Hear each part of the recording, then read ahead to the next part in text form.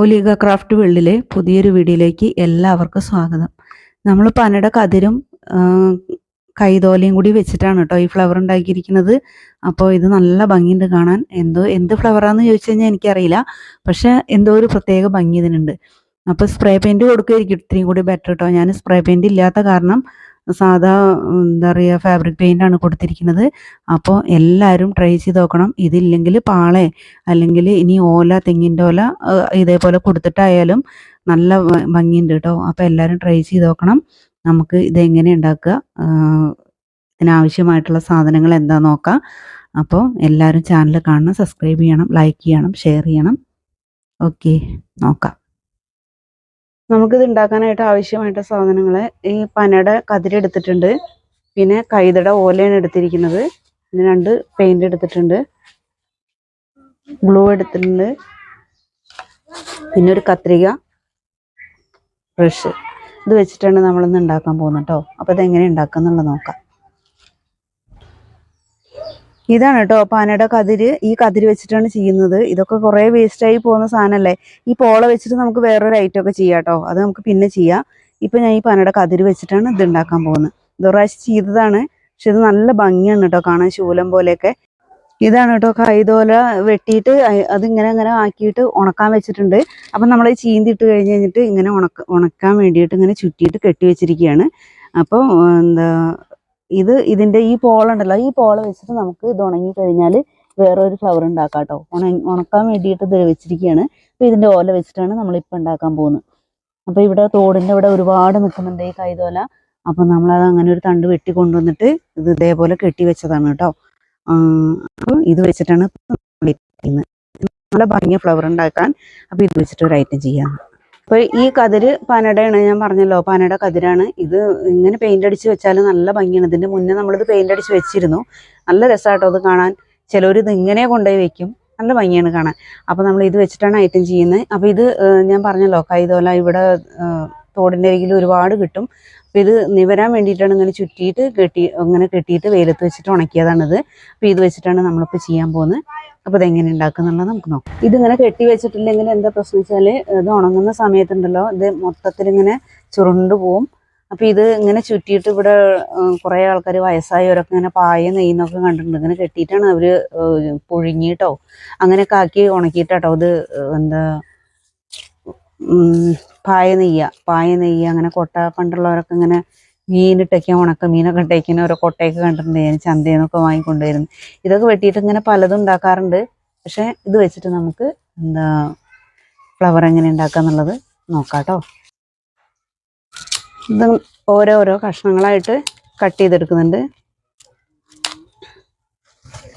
ഇതിങ്ങനെ വളഞ്ഞു നിൽക്കുന്നതന്നെ നമ്മൾ ഫ്ലവറിൻ്റെ ഇതിൽ വളച്ച് വെക്കേണ്ട ആവശ്യമില്ല കേട്ടോ. ഇതിങ്ങനെ ചുറ്റിയ കാരണം ഇതിങ്ങനെ വളഞ്ഞിട്ട് തന്നെ ഇരിക്കുന്നു. അത് കാരണം നമുക്കിത് ഇതൾ കട്ട് ചെയ്യുന്ന സമയത്ത് വളച്ചെടുക്കേണ്ട ആവശ്യമില്ല.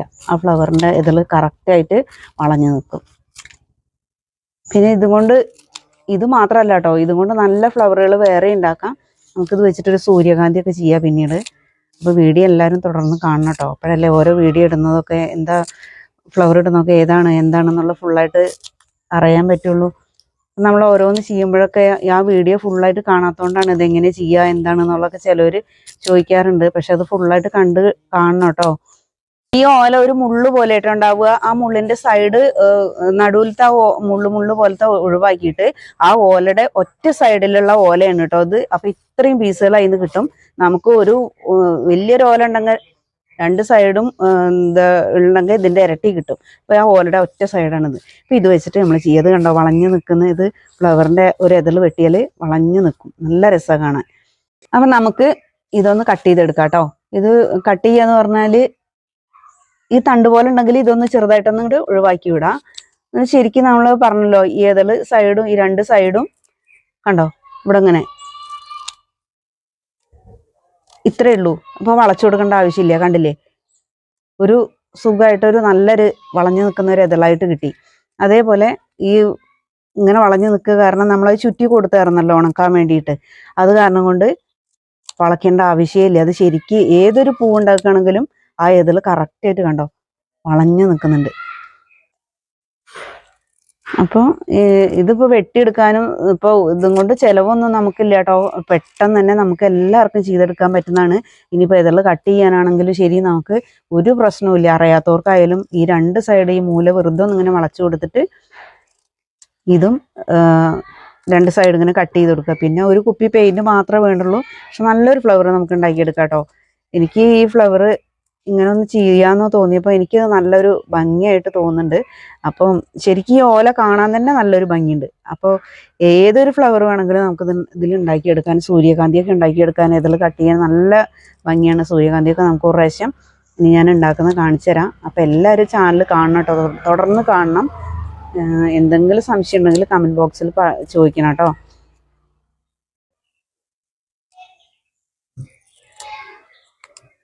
ഈ ഫ്ലവർ എല്ലാം നമുക്ക് ഈ ഒരേ ഇതളും ഇതിൽ കട്ട് ചെയ്തെടുക്കാം കേട്ടോ. ആദ്യം ചെറിയ ചെറിയ ഇതളുകളൊക്കെ ഉണ്ടെങ്കിൽ ഫസ്റ്റ് ഒട്ടിച്ചു കൊടുക്കുക. പിന്നെ കുറച്ച് വലിയ വലിയ ഇതളുകൾ താഴേക്കായിട്ട് നമുക്ക് ഒട്ടിച്ചു കൊടുക്കാം കേട്ടോ. അപ്പോൾ ഇതെല്ലാം ഈ ഷേപ്പിന്, ഈ കട്ട് ചെയ്ത് വെച്ചതൊക്കെ ഒന്ന് ഷേപ്പിന് കട്ട് ചെയ്തെടുക്കാം.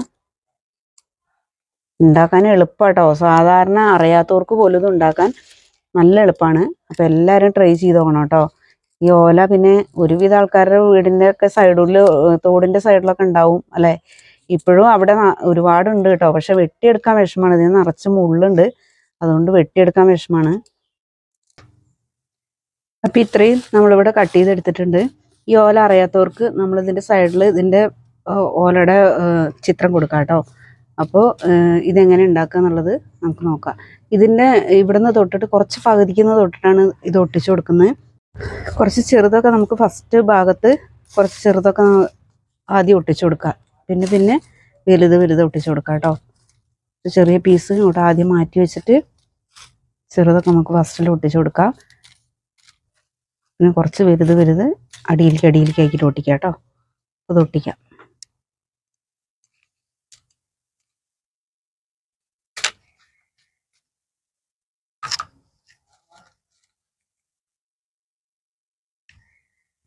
ഇങ്ങനെ 4 പുറമൊന്ന് ഒട്ടിച്ചു കൊടുക്കണേ.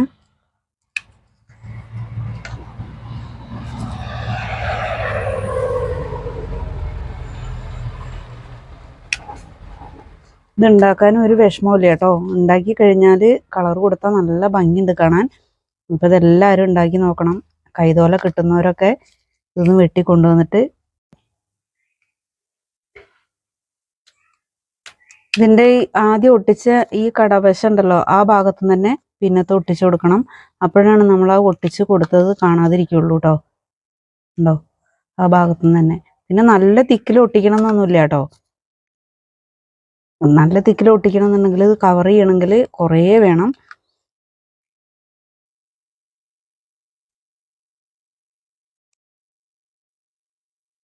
എല്ലാ ഭാഗത്തും ഇങ്ങനെ നല്ല ഇത് നമുക്ക് കണ്ടോ, ഈ ഇതെല്ലാം നല്ല വിടർന്ന് ഇങ്ങനെ നിൽക്കുന്നുണ്ടല്ലേ. അത് ഞാൻ പറഞ്ഞല്ലോ, ആ ഓല ഉണക്കുന്ന സമയത്ത് നമ്മൾ ചുറ്റുന്നുണ്ടല്ലോ. ചുറ്റിയിട്ടില്ല എന്നുണ്ടെങ്കിൽ അത് ഇങ്ങനെ ചുരുണ്ട് കയറുള്ളൂ. അതുകൊണ്ടാണ് കേട്ടോ അങ്ങനെ ചുറ്റിയിട്ട് കെട്ടിയിട്ട് അത് ഉണക്കുന്ന.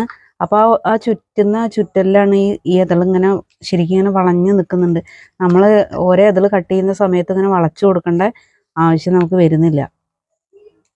ഇതങ്ങനെ ചുറ്റി കെട്ടി വയ്ക്കുക കാരണം നല്ല വളഞ്ഞിട്ട് തന്നെ നിൽക്കുന്നത്. ഇത് കാണുമ്പോൾ തന്നെ നല്ല രസമാട്ടോ. വേറെ കുറേ ഫ്ലവറുകളൊക്കെ ഉണ്ടാക്കാൻ തോന്നും. എനിക്ക് ഇതുകൊണ്ട് ഒരുപാട് ഫ്ലവറുകൾ ഉണ്ടാക്കണം. ഞാൻ ഓരോ വീഡിയോ ആയിട്ട് ഇടാം കേട്ടോ. നല്ല ഭംഗിയുണ്ട് ഇത് കാണാൻ. ഇനി ഇതും കൊണ്ട് മാത്രമായിട്ട് പെയിൻറ് ചെയ്യാതെ തന്നെ ഇതുകൊണ്ട് മാത്രമായിട്ട് ഫ്ലവർ ഉണ്ടാക്കിയാലും ഇതിൻ്റെ ഈ ഒറിജിനൽ കളർ നല്ല ഭംഗിയാണ് കാണാൻ. ഇത് എല്ലാം ഒന്നിച്ചിങ്ങനെ ഒരേ ലെവലിൽ ഒട്ടിക്കണം എന്നൊന്നുമില്ല കേട്ടോ. ഇതിപ്പോൾ ഈ പൂവിൻ്റെ ഇതളായാലും കുറച്ചിങ്ങനെ കീറി ഇറങ്ങിയിട്ട് അങ്ങനെ റൗണ്ടിന് ഇങ്ങനെ വട്ടത്തിൽ നിൽക്കുന്നൊന്നുമല്ലല്ലോ. ഈ അറ്റം വരെ ഒട്ടിച്ചു കൊടുക്കുമ്പോൾ കുറച്ച് കയറ്റിറക്കത്തിൽ നിൽക്കുമ്പോഴാണ് അത് രസം ഉണ്ടാവുള്ളൂ. അപ്പോൾ ഇത് കാണാത്ത വിധത്തിൽ അങ്ങനെ ഒട്ടിച്ചു കൊടുത്താലും മതി. ഒരേ ലൈനിൽ ഒട്ടിച്ചു കൊടുക്കണമെന്നൊന്നുമില്ല. ഇതിങ്ങനെ ഒട്ടിക്കുമ്പോൾ നല്ല തിക്കിൽ അടുപ്പിച്ചിട്ട് ഒട്ടിച്ചു കൊടുത്താൽ ഒരുപാട് ഇതൾ വേണം. നമ്മളിവിടെ കട്ട് ചെയ്ത് വെച്ചിട്ടുണ്ട് കുറേ. എന്നാലും നമുക്ക് കുറച്ചും കൂടി അടുപ്പത്തിൽ ഒട്ടിച്ചു കൊടുക്കാം. ഫുള്ളായിട്ട് ഒന്ന് ഒട്ടിച്ചെടുക്കാം കേട്ടോ.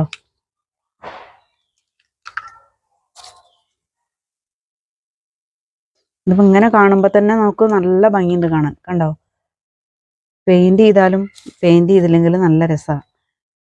ഇതിങ്ങനെ ഫുൾ ഒട്ടിച്ച് വന്നിട്ട് ഇതിങ്ങനെ പെയിന്റ് ചെയ്യാതെ കാണാനും നല്ല രസമുണ്ട്. ഇതിങ്ങനത്തെ ഒരു പൂവ് കണ്ടിട്ടുണ്ടാവും. ഇത് ഫുള്ളായിട്ട് പണി കഴിഞ്ഞാൽ, ഇതിൻ്റെ ഫുൾ വർക്ക് കഴിഞ്ഞാൽ കണ്ടിട്ടുണ്ടാവും. ഇതിൻ്റെ പേരൊന്നും എനിക്കറിയില്ല കേട്ടോ, പക്ഷെ ഞാൻ കണ്ടിട്ടുണ്ട്. നമ്മളെ തോടിൻ്റെ സൈഡിലൊക്കെ ഒരു കുളവാഴയൊക്കെ ഇല്ലേ, അതിൻ്റെ ഒരു കതിരൊക്കെ ഇതേപോലെ ഉണ്ടാവും. പൂവ് കണ്ടിട്ടുണ്ടാവും. ഒരു പച്ച കളറൊക്കെ അടി വന്നിട്ട് മുകളിൽ ഒരു ലാവണ്ടർ കളറാണ്, ഒരു വയലറ്റ് പോലെയാണ് അത് ഉണ്ടാവുക.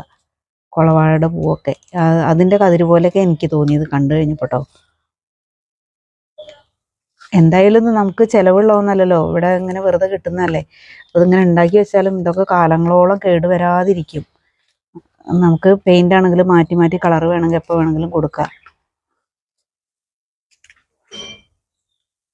ഇനി കൊടുത്ത പെയിന്റ് ഭംഗിയില്ല തോന്നുകയാണെങ്കിൽ പിന്നെ നമുക്ക് വേറൊരു പെയിന്റ് കൂടി കൊടുക്കാമല്ലോ.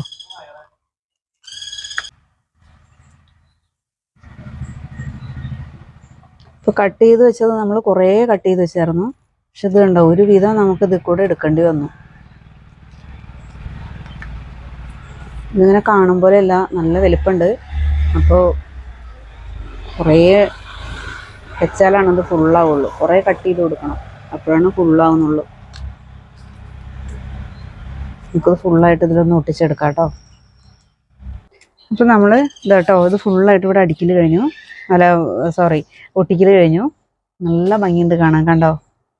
അപ്പോൾ ഈ ഷീറ്റ് എന്തിനാണ് വെച്ചിരിക്കുന്നത് വെച്ചാൽ പെയിൻ്റ് ഒന്ന് അടിക്കാൻ വേണ്ടിയിട്ടാണ്. പെയിൻറ്റ് അടിയത്തെ ഷീറ്റിലാവാതിരിക്കാനാണ്. അപ്പോൾ റെഡ് ആട്ടോ ഇതിൽ കൊടുക്കുന്നത്. ഇതൊന്ന് ഇതിലടിച്ചെടുക്കാം കേട്ടോ. ഞാൻ കുറച്ച് വലിയ ബ്രഷ് എടുത്തു, കാരണം പെട്ടെന്ന് അടിക്കൽ കഴിയാൻ വേണ്ടിയിട്ട്.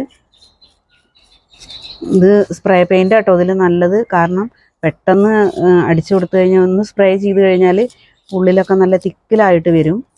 ഇതിപ്പോൾ നമ്മൾ കുറേ നേരം അടിക്കണം, എന്നാലാണ് ഇത് ഫുള്ളായിട്ടൊന്നാവുള്ളൂ. അപ്പോൾ അടിയിൽ തണ്ടിൽ ഞാൻ ഗ്രീൻ കളർ കൊടുക്കാമെന്ന് വിചാരിച്ചു. ഗ്രീൻ ടാപ്പ് ചുറ്റുന്നതിനെക്കാട്ടിലും നല്ലത് പെയിൻറ്റ് അടിക്കുകയെന്ന് വിചാരിച്ചു. ഗ്രീൻ കളർ പെയിൻറ്റ് തണ്ടിൽ കൊടുക്കാം കേട്ടോ. അപ്പോൾ ഇതൊന്ന് ഫുള്ളായിട്ട് നമുക്ക് ഒന്ന് അടിച്ചെടുക്കണം. കുറേ ടൈം പിടിക്കും കേട്ടോ അത് അടിച്ചെടുക്കാൻ, കാരണം അതുകൊണ്ടാണ് ഞാൻ വലിയ ബ്രഷ് എടുത്തത്. പിന്നെ നമ്മൾ തിരിച്ചിട്ടിട്ട് ആ ഉള്ളിലൊക്കെ ഒന്ന് അടിക്കുന്ന സമയത്ത് ചെറിയ ബ്രഷ് കൊണ്ട് ഫുള്ളായിട്ടൊന്ന് അടിച്ചെടുക്കണം കേട്ടോ, ആവാത്ത സ്ഥലത്തൊക്കെ. പക്ഷെ ഇത് നല്ല ഭംഗിയാണ് കാണാൻ. പറഞ്ഞാൽ ഇങ്ങനെ കാണുമ്പോഴല്ല, എനിക്ക് ഭയങ്കര ഇഷ്ടമായി. ഞാൻ ഇപ്പോൾ കുറേ ആയിട്ട് ഇങ്ങനെ പറയാറില്ല, പക്ഷേ ഈ ഫ്ലവർ എന്താണോ എനിക്ക് നല്ല ഇഷ്ടമായി. നല്ല ഭംഗിയുണ്ട് കാണാൻ. അപ്പോൾ നിങ്ങളെല്ലാവരും ഇനിയിപ്പോൾ ഈ കൈതയുടെ ഓല കിട്ടാത്തവരാണെന്നുണ്ടെങ്കിൽ ഇതേപോലെ പച്ച തെങ്ങിൻ്റെ ഓല ഇല്ലേ, ആ തെങ്ങിൻ്റെ ഓല ഇതേപോലെ ചുറ്റിയിട്ട് നമ്മൾ ഉണക്കാടുക. അപ്പോൾ പാളയിലും രസം ഉണ്ടാവും കേട്ടോ. ഇനിയിപ്പോൾ തെങ്ങിൻ്റെ ഓല കിട്ടാത്തവർ, നല്ല ഓല അങ്ങനെ കിട്ടാത്തവർ പാളയെ കിട്ടുമെന്ന് വെച്ചാൽ പാളയും കൊണ്ട് ചെയ്താലും രസം ഉണ്ടാവും. പക്ഷേ ഇതിൻ്റെ ഒരു ഭംഗി വേറെയാണ്, കാരണം ഇതിങ്ങനെ എത്ര ഇതായി കഴിഞ്ഞാലും ഇങ്ങനെ വളഞ്ഞു നിൽക്കുന്നത്, നമ്മൾ വളച്ചാൽ മാത്രമാണ് ഇതിങ്ങനെ വളഞ്ഞു നിൽക്കാറുള്ളൂ. ഇതെന്ന് പറഞ്ഞാൽ ചുറ്റിയ ഇതിലും ആ ഒട്ടിച്ചതിലും അങ്ങനെ നിൽക്കും. അപ്പോൾ നമ്മളിവിടെ ഫുള്ളായി റെഡ് കളർ അടിച്ചു കേട്ടോ. റെഡ് അടിച്ചു, ഞാൻ ഓർമ്മയില്ലാണ്ട് കുറച്ച് പച്ച അടിച്ചു. ഇത് തണ്ടിന് പച്ചയാണ് കേട്ടോ കൊടുക്കേണ്ടത്. സ്പ്രേ പെയിൻറ് ഉണ്ടെങ്കിൽ അതായിരിക്കും അത്രയും കൂടി നല്ലത്. സ്പ്രേ പെയിൻറ് ഇല്ലാത്ത കാരണം ഞാൻ ഈ പെയിൻ്റാണ് കൊടുത്തിരിക്കുന്നത്. സ്പ്രേ പെയിൻറ് അടിച്ചാൽ എന്താ ഗുണം വെച്ചാൽ ഇതിൻ്റെ ഈ ഉള്ളിലൊക്കെ നല്ല തിക്കിലൊക്കെ ചെറിയ ഹോളൊക്കെ ഉണ്ടാവുമല്ലോ, അതിൻ്റെ ഉള്ളിലേക്കൊക്കെ നന്നായിട്ട് അടിക്കാൻ പറ്റും. അപ്പോൾ നമ്മൾ ഫുള്ളായിട്ട് ഇവിടെ അടിക്കൽ കഴിഞ്ഞു.